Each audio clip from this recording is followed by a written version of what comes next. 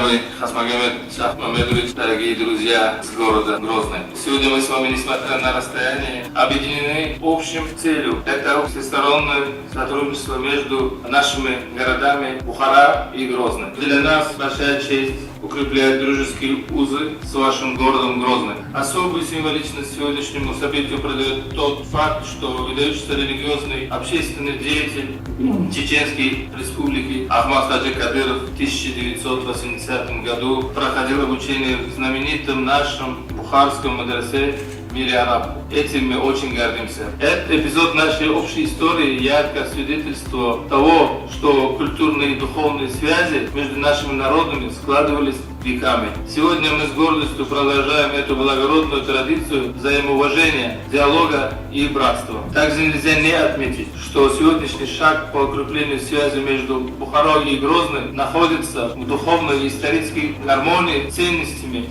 который последовательно оставит глава Чеченской Республики, уважаемый Рамзан Ахматович Кадыров. Рамзан Ахматович, будучи сыном Ахмада Хаджи Кадырова, выпускника знаменитого бухарского мадресе «Мир Араб», по праву наследует ту духовную традицию, которая объединяет наши народы. Спасибо большое, уважаемый Курбан Ибрагимович. Сегодня для нас особенный день. Мы подпишем соглашение об установлении побратимских отношений и сотрудничества между городами воинской славы Грозным и легендарной Бухарой.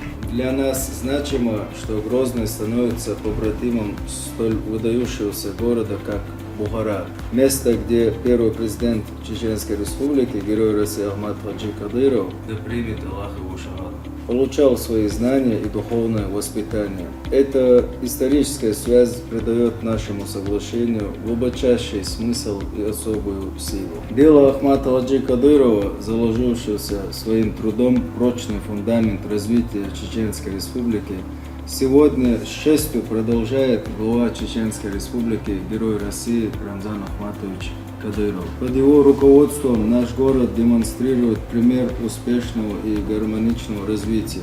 Уверен, что побратимство наших городов откроет новые возможности для обмена опытом. Желаю нам всем плодотворной работы и новых совместных успехов на благо процветания Грозного, Бухары и наших народов.